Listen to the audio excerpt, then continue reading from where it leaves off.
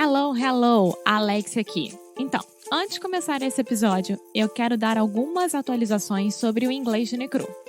Em 2020, nós vamos ter 12 challenges diferentes, ou seja, é um novo produto completamente diferente para vocês. A cada mês, a gente vai ter um challenge diferente um do outro, claro. Então, por exemplo, nós teremos challenges sobre como melhorar o seu vocabulário, como fazer good first impressions, como ter o inglês melhor e mais natural possível durante conversas com nativos de inglês. Eu estou muito animada e quero muito que você participe. Então, se você gosta de nós, se você gosta do nosso trabalho, se você gosta aqui do Inglês no Micro Rádio e quer ficar de uma vez por todas sério com seu inglês, começando agora em 2020, vá lá no nosso site inglesdenecru.com. Now, on with the show!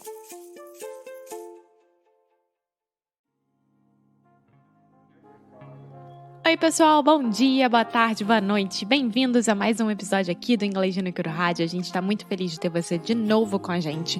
E hoje eu vou falar sobre o Cambly. Claro, né? Óbvio, você que escuta a gente desde o princípio sabe que o Cambly é o nosso parceiro querido do coração. A gente não larga eles por nada nesse mundo e vice-versa, o que é maravilhoso. E engraçado que essa semana eu estava falando lá com o pessoal do Instagram sobre autoconfiança e sobre medo de julgamentos dos outros em relação a gente falar inglês com falantes nativos.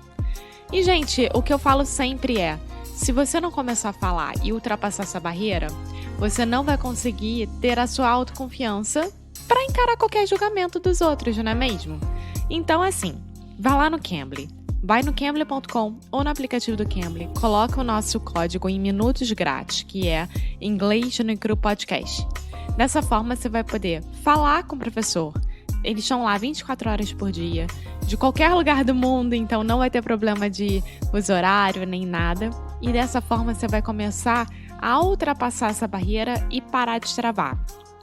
Lembrando que você tem que começar a fazer, porque nada nesse mundo é de mão beijada, não é mesmo? Então vá lá no cambly.com ou no aplicativo do Cambly, coloca Inglês no Micro Podcast em minutos grátis. Então é isso. Now, on with the show!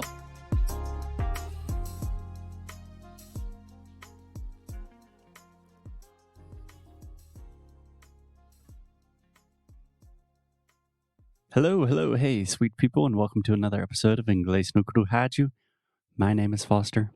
As always, I'm here with the one, the only, the beautiful, the magnificent, the splendid, the spectacular Alexia. Oh my goodness, thank you. Of course. How are you doing? I am sleepy. I am doing sleepy. You're doing sleepy. I am sleepy. Yes. Okay, so just for all of our listeners out there, we don't do sleepy. Alexia's just being funny. We feel sleepy, or we are sleepy. Yes, I'm very sleepy right now, but that's fine. We gotta work. Let's do it. Let's do it. What about you? Feeling better? I am in recovery. No, I think you're feeling better, right? I'm feeling much better than yesterday and definitely much better than 2 days ago. Awesome. But still with some stomach issues. But that's fine. That's food poisoning. I'm not sure what it is, but we are going to just get through it. And today we're going to record a very special episode for me personally. So I believe this will be probably the last episode. For now. For now. Yeah, good point. Okay.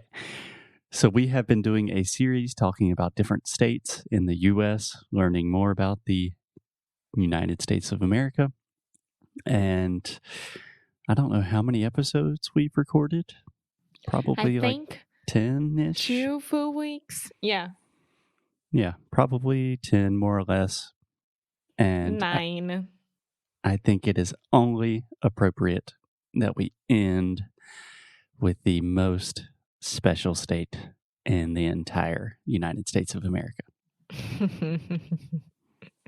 I can only imagine which is it. Do you want to take Which a it guess? is. Of course, I know the most special one, which is the most special one for me as well. And what is the most special state? South Carolina. South Carolina. Yes. Oh, I prepared Oklahoma. No, you didn't. I know you didn't. I'm just kidding. Yes, today we are talking about South Carolina, my home state. Most people in South Carolina simply call South Carolina the state because it's the only state that matters. Okay. Uh-huh. Okay, so Alexia, we have talked a lot about South Carolina on the show in previous episodes. You have spent more time in South Carolina than any other state in the U.S., I believe. Yeah, very true. Yeah. So if you don't mind, I would like to begin just talking about your impressions of South Carolina, especially as a Brazilian that has visited the state many, many times. What do you think about it? What's interesting to you? What's new to you? What's your deal? For me, the most important part is like to feel good somewhere, right? And I do think that Southerns, they do have that very special hospitality Okay. with what? Can we try the pronunciation of Southerners one more time? Yes, eu não falei Southerners, eu falei Southerns. Yeah. That's why. So Southerners. Southern é só do sul, né? So a southern state and estado no sul. But southerner is someone from the south. Okay. Yeah. And one other small observation, hospitality. The first sound is just like my name, Hodge. Hospitality. Hospitality. Great. Excellent. Okay. Sorry, continue. And every single time that I go to South Carolina, I feel welcome. And yeah, everywhere, like in the supermarket, going out to have dinner without the coronavirus, of course, and anywhere, any place, I feel very, very welcome. And it's amazing. And I was reading about the South of the United States, and it has that as a characteristic. Mm-hmm. And especially in South Carolina, of course, because it's the most important state for me, of course. For everyone. Yes, and it's the state that I spend more time, of course, as well. So yeah, it's the state where you've spent the most time. Mm-hmm. Yeah. So I do agree that Southern hospitality it's a real thing.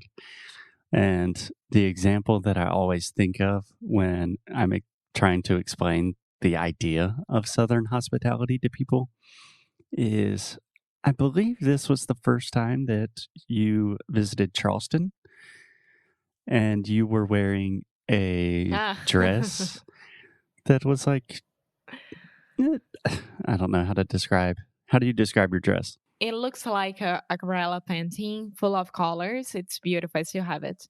It looks like a what? Aquarella painting. An aquarella painting. Yeah. Yeah, so Alexia was wearing a beautiful dress, as she always does, and we were walking in the streets in Charleston, South Carolina, and literally, like, a lot of people were just randomly like, wow, that's a beautiful dress. I love your dress. Hey, where'd you get that dress? And I was like, hey, okay, people, I like the dress too. My girlfriend. I was so confused. But yeah, it was really nice. Like, they just stopped to say how beautiful my dress was. But how I like to describe South Carolina to whom asks me about is like you always feel that you're going to your grandma's house. So you always have food for you. People will have a lot of interest on what you're doing. Interest in what you are doing? Yeah. and they will treat you just like their daughters, their sons, they're like you're part of the family. Yeah. And I know this is our subjective experience. We are biased because I was born and raised in South Carolina, and you visited the state a lot and had good experiences with my friends and family. But I feel that same kind of thing. Like when I think about Southern hospitality, I think about a lot of my experiences in Brazil, Yeah, especially with like your friends and family, like going to Minas Gerais. Like yeah. it feels like home, you know? Yes, it feels like home because we always say that, oh, Americans and Europeans, they are very cold, right?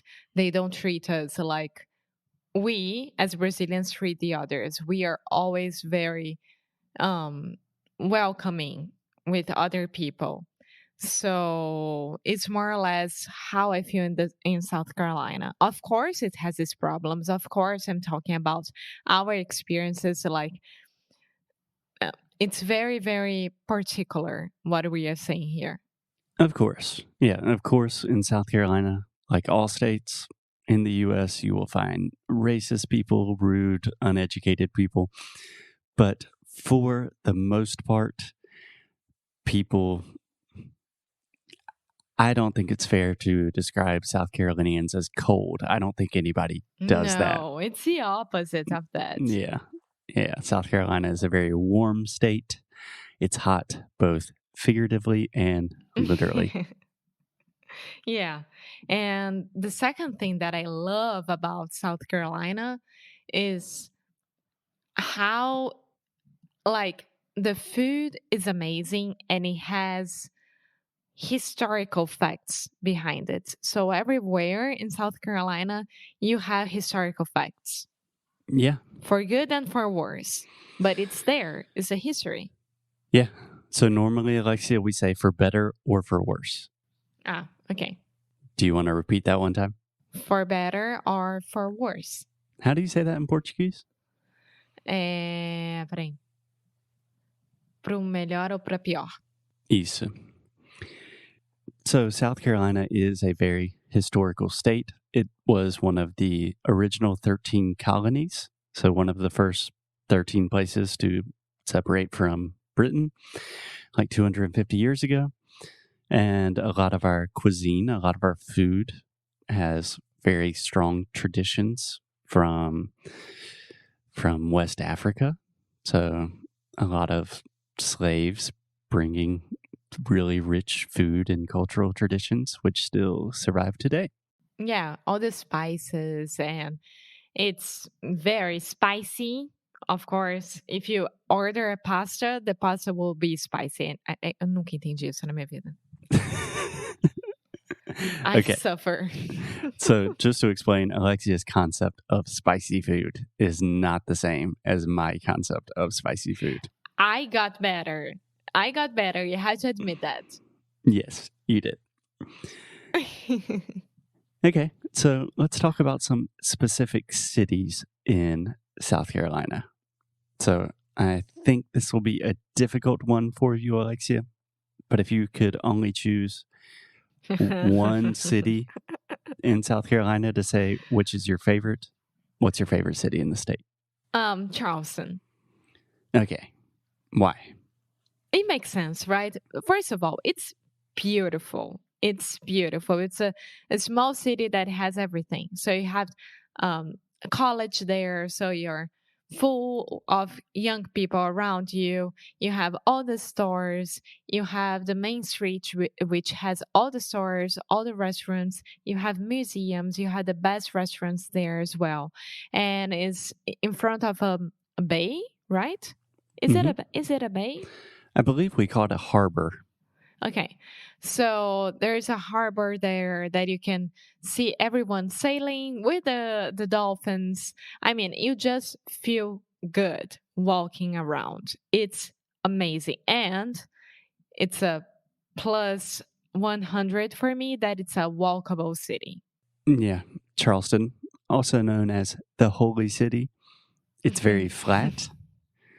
Let me give you a fun fact that I just learned a couple of days ago.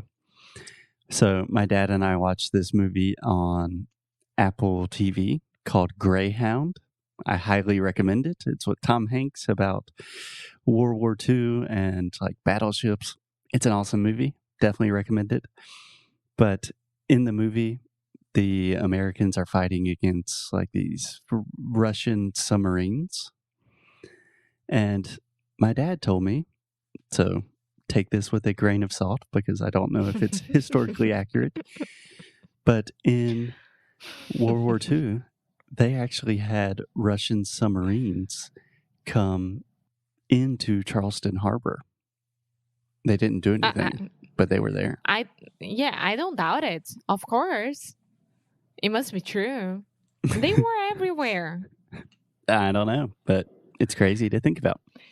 Yeah, and also it's the first, it has the first Catholic church from the Carolinas there. Yes.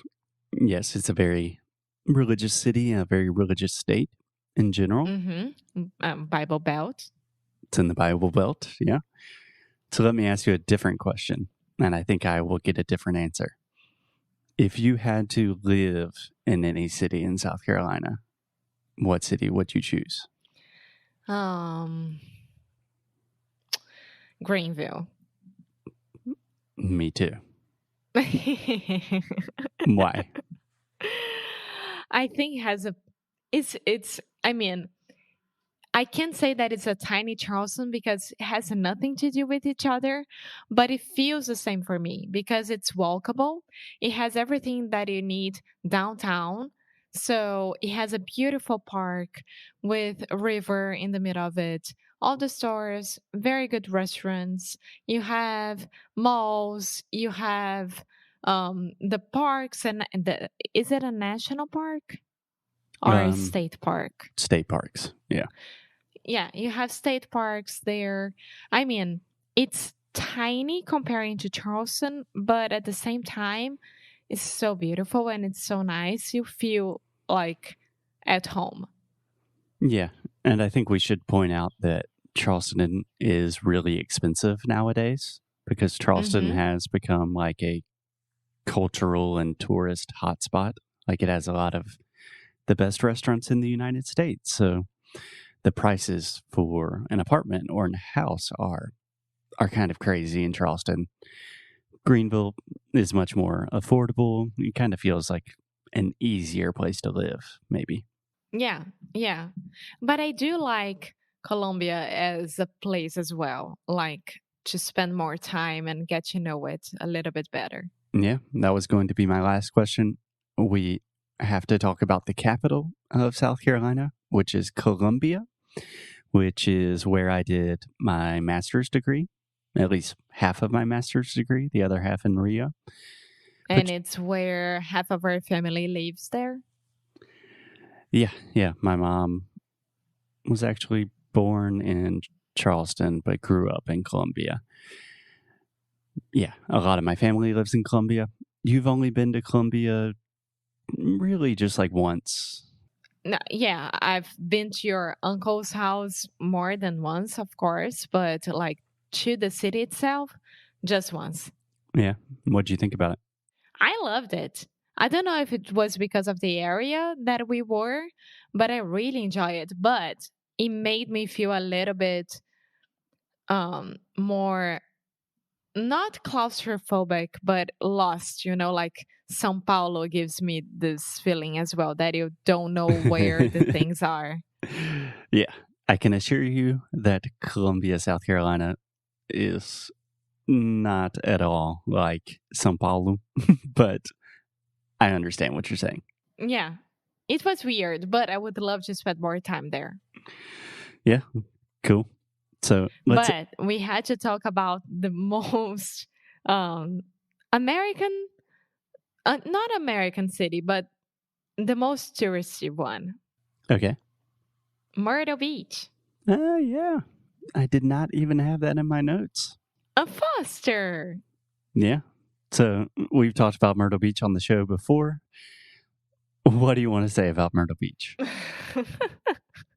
I think it's like just the way that I said everything about Nashville was true from the movies. Myrtle Beach is like where you can find the most American stereotype as well. Yeah, it's a stereotypical like American tourist town. Yeah, but it's really nice. I liked it. Yeah, it's fun. I love Myrtle Beach. And it has my favorite place. Which is? Brook Green Gardens. Eu já ia te chamar pelo nome inteiro aqui. Cool. So I think that is a good place to stop for today with just saying that South Carolina is one of my favorite places in the world. I know it's got a lot of problems. We all do. But South Carolina is a pretty special place. Last thing, if you could put in just one phrase, like why should people visit South Carolina, how would it be? So I don't know if this is still like the state logo or motto or something, but I remember when I was little, when I was a kid, on all of the license plates in South Carolina, we had the phrase, smiling faces, beautiful places. And it's super cheesy, but I do think it's true. You will have people smiling at you, and you will be in a beautiful atmosphere. That's true. Awesome. Okay, guys, so go to South Carolina, go visit Foster, and that's it. Yeah, come visit me. I am lonely. Whenever we can travel again, I would love to have some of our listeners come visit me in South Carolina. Okie dokie. So I think that for now, we did a pretty good job with these first states that we were talking about, and we just ended with the most amazing one. So maybe we'll come back and do it more. Yeah, let us know what you think. If you want to hear more states, we are open to the idea of continuing this conversation. And we will see you guys tomorrow. Bye! Muito obrigada por ter escutado mais um episódio aqui do nosso Inglês no Micro Rádio. E eu queria falar que a cada mês nós temos um challenge novo. E onde é que você pode achar esse challenge? Vá lá no inglesnomicro.com. Aproveita e dá uma espiada em tudo que a gente está fazendo e de produtos novos, de preços super acessíveis e até coisas grátis que temos para vocês. Claro que quando a gente pensa em algum produto, a gente pensa em todos os níveis de pessoas, né, de inglês que a gente pode oferecer e alcançar. Então, se você é básico, intermediário ou avançado, pode fazer. Nós aqui abrimos os braços para todos nós, né, porque eu me incluo nessa, e acolhemos todo mundo. Então é isso, vá lá no inglesnomicro.com, aproveite e fique sabendo um pouquinho mais sobre a gente, tá bom? Te vejo no próximo episódio, hein? Bye!